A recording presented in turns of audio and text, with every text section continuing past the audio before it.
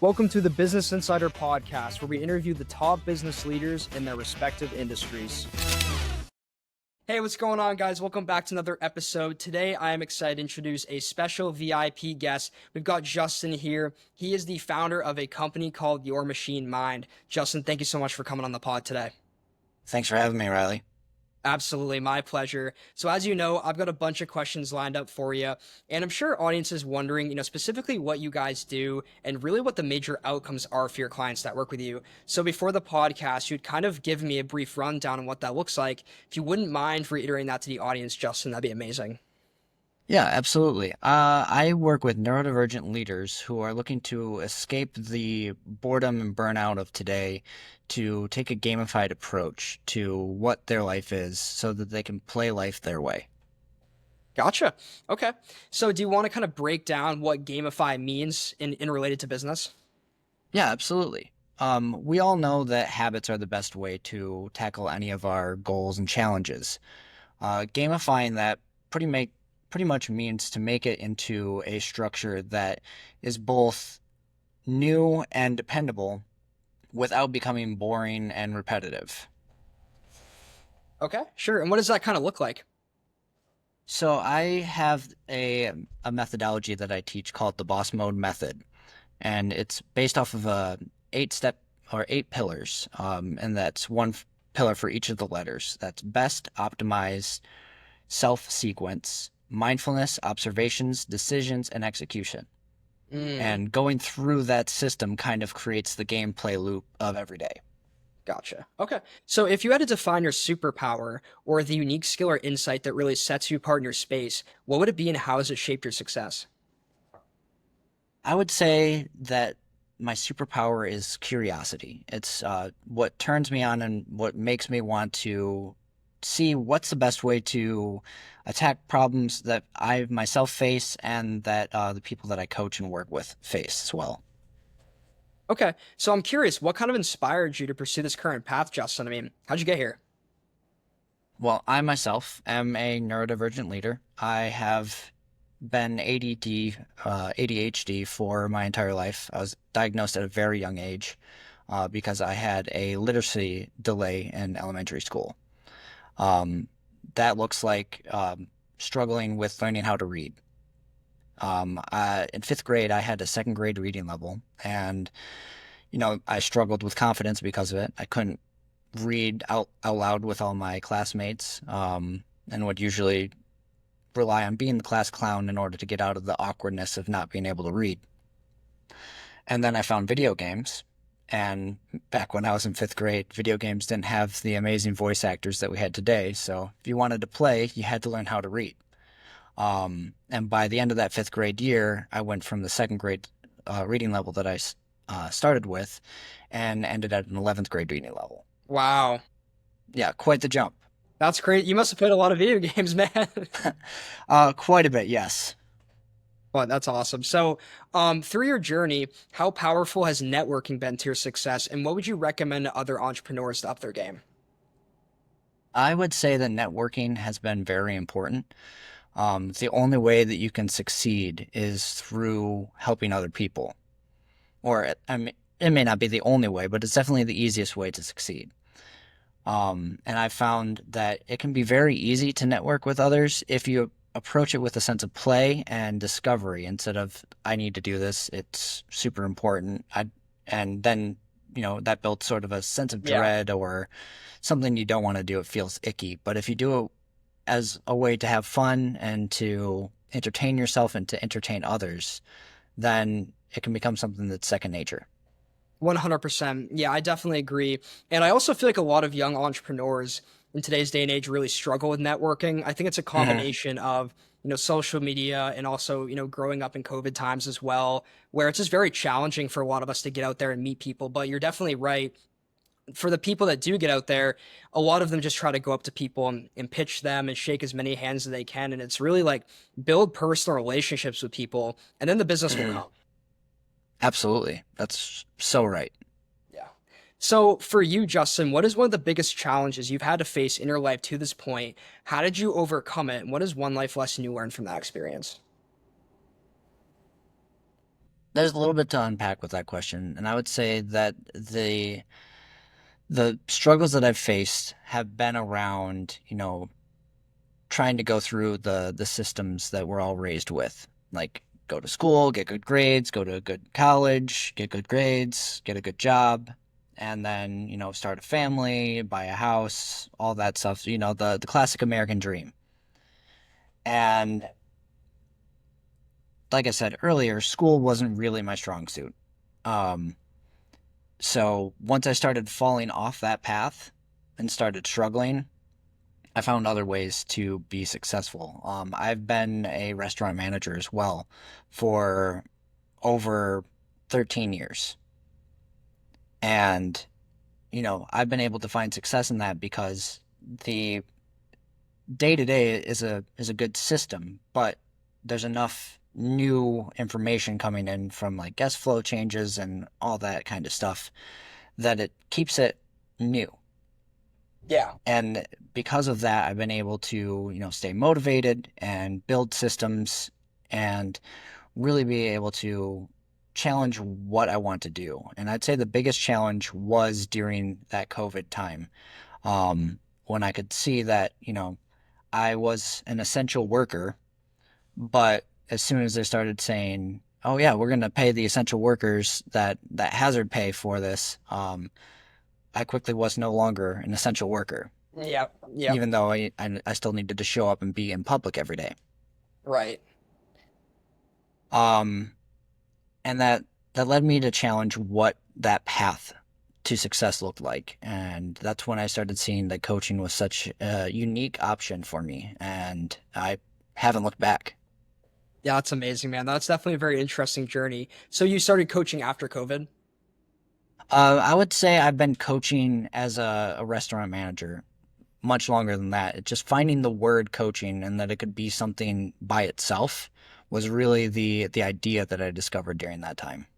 Gotcha. Okay. So just for, myself and the audience as well, how would you kind of market yourself in the sense like what kind of coach would you say you are?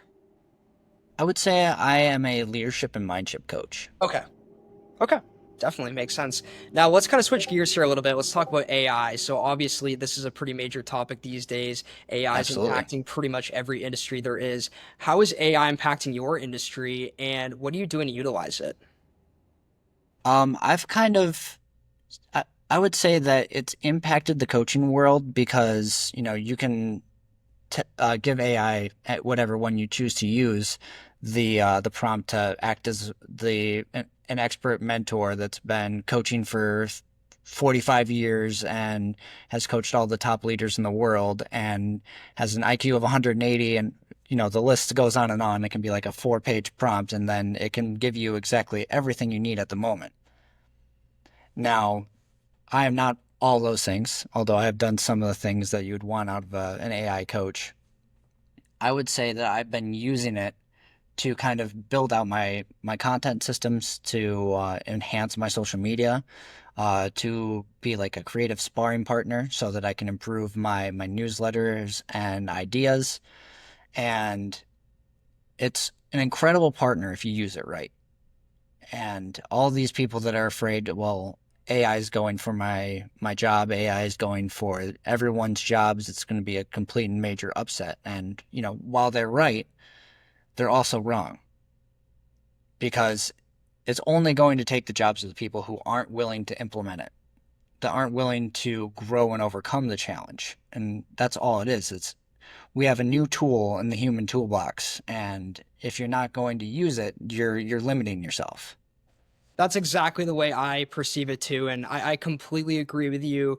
It's not necessarily that AI is going to take over all these jobs. It's people that use AI are going to take over Hmm. those jobs. That's exactly the way it is. Yeah. Obviously there are specific positions where, AI will dominate that field, and there will just be less people because really all you'll need is a few people to manage those systems. But for the most Hmm. part, Yeah, I definitely agree with you. Yeah, it's one of those things, and really the entrepreneurs that, aren't using AI are going to get left behind at the end of the day. Like you can't keep up. It's so much easier to run your business. You're saving money, you're saving time, time being a really big one. Like I'm sure as as being a Hmm. creator and making content, like being able to, write out a prompt and give you brainstorming ideas. And like obviously at the end of the day, like you're gonna fine tune that with your own spin on it and you're gonna make it sound like yourself. But just like getting all of the brainstorming or analyzing, let's say you're looking for data on something and it's able to analyze all of that data and compile it into a short description, that would take days, weeks, Hmm. previous times, to take large teams to do that. So yeah, it's definitely very amazing for sure. Yeah, and I'd say the greatest benefit is one that we truly haven't seen yet, and that's the amount of potential that it leaves for us to discover. Because with all that extra free time, like we're allowed to chase things that are our interests, that are our passions. We can get back to the thing that, we're missing most today, and that's human to human connection. And that's because we're using the AI. Exactly. Definitely. So, Justin, if you could talk to yourself 10 years ago, what would you tell yourself to do differently? This is a question that I've asked myself quite a bit, especially, over the time. I'll be 36 this year in December, and I have three wonderful kids. I have an amazing and beautiful wife, and my life has had a lot of ups and downs. And one of the greatest things that I've realized is I actually had one of my team members ask me this about a week or two ago. And he said, if you could reset your life back to 10 with everything you know now, what would you do differently? And I said, I actually think the real challenge would be how can I do the wrong things the right way or right enough so that I can end with what I have Right. now, but not have as much suck in the process. Yeah, it's one of those things where I definitely, I completely agree with that statement because like a lot of the reason you do the things you do is because of the challenge, right? And Hmm. if you knew how to do everything and everything was super easy, it wouldn't excite you and you probably wouldn't do it. Absolutely. And that's why I think that gamification has been such a fun way to get through life, is because when you see the challenge as something to overcome and something to learn from and something to enhance your character with instead of, a drag or something that you need to avoid. It's really where you can sort of lean into your potential. Yeah, definitely. So in a rapidly changing world, where do you kind of see your industry headed over the next 5 to 10 years? As we've kind of already been hinting with our little talk about AI there, I would say that it looks like more time with my family. It looks like more impact to the people that I serve. It looks like a better future, for not just the people around me, but for the people everywhere. Um, Especially with AI. I mean, if we find the right people and the right prompt engineers, you can kind of solve human problems. You just need to be able to convince people to adopt them. Yeah. Yeah, definitely. I think that's a great way of looking at it. I definitely agree with you. So, Justin, in your experience, what do you feel like is the biggest problem in your industry from your client's lens, and what are you doing to really solve that for them?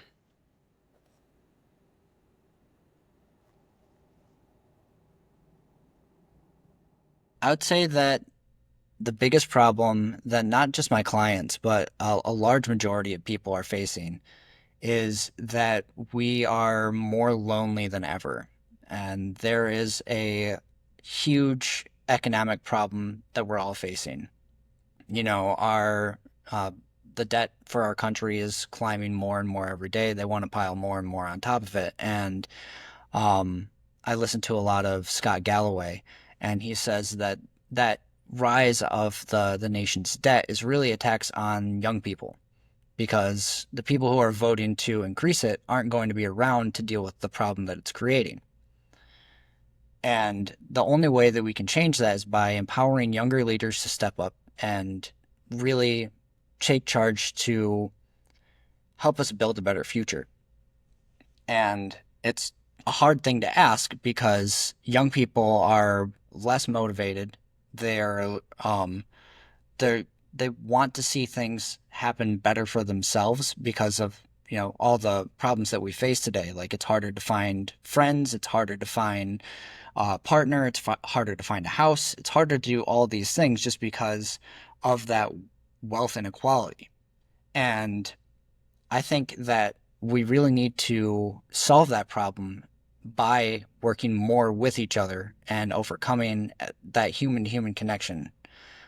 And it started back in COVID, yeah. It made it a lot harder to reach out to people. It made it a lot harder to become friends because now you can do everything from your couch. And I mean, I would love to be able to do these types of conversations in person, but it's just so easy to be able to sit down in the Yeah. comfort of your home and have, this level of conversation. But not everyone's doing this because it's, a quick DM or I'm going to ignore my phone today or um, the myriad of reasons continues to go on. Yeah. But that the essence of the problem is that we don't have that human human connection. And solving that would be, I think, the biggest problem and the most important one to start with.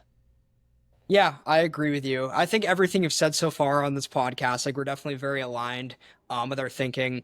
And yeah, that's a serious problem. And there's, a lot of others too. I mean, kind of tagging on to what you said, the cost of living is like a huge, huge issue. Mm-hmm. I mean, when you look back at, when our parents, I mean, we've got a little bit of an age gap, but either way, both of our parents, when they were growing up, they, and buying a house, it costs them, typically 10 to 12 times less than it costs us currently to buy a house.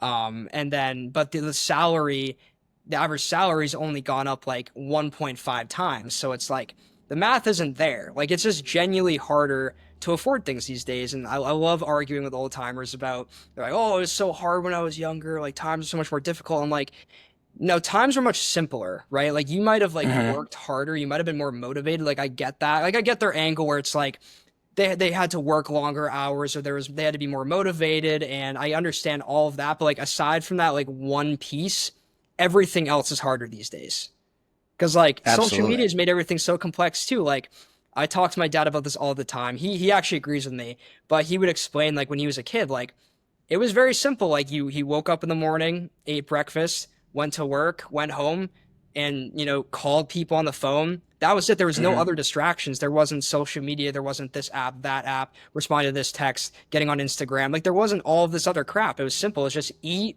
sleep, work. That was it. And Yeah. that's I feel like another reason why so many people as well have so many more mental issues these days. Is there's just Mm-hmm. so much more shit going on.